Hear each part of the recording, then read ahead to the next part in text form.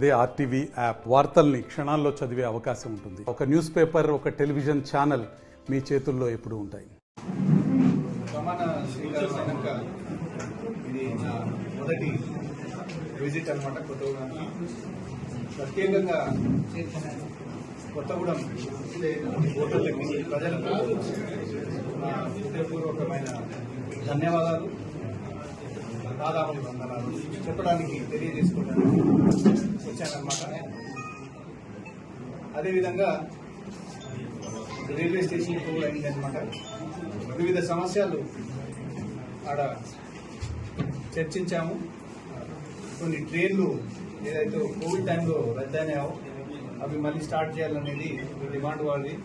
భద్రాచలం, దొర్నకల్, మనుగూరు, కాజీపేట ఇలాంటి 2-3 ప్యాసింజర్ ట్రైన్లు స్టార్ట్ చేయవలసిందిగా కోరారనమాట. దానికి detailed report, earning plus passenger ratio details తీసుకున్నాను. మిగతా కొన్ని సమస్యలు వర్కర్ సంఘం రిప్రజెంట్ చేశారనమాట. లోకో పైలట్స్ వాళ్ళు కూడా రిప్రజెంట్ చేశారు. దాని గురించి కూడా దాని డీటెయిల్స్ ఇవ్వమని చెప్పాను.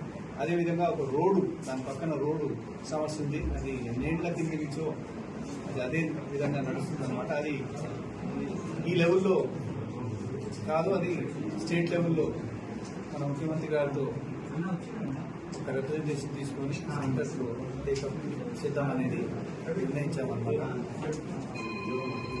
బైపాస్ రోడ్ విషయం కూడా ఉందన్నమాట. దాని గురించి కూడా డీటెయిల్స్ అడిగాను. దీని తర్వాత ప్రతి మండలానికి వెళ్ళి నా కృతజ్ఞతలు తెలపాలనేది మా ప్రోగ్రామ్ అన్నమాట.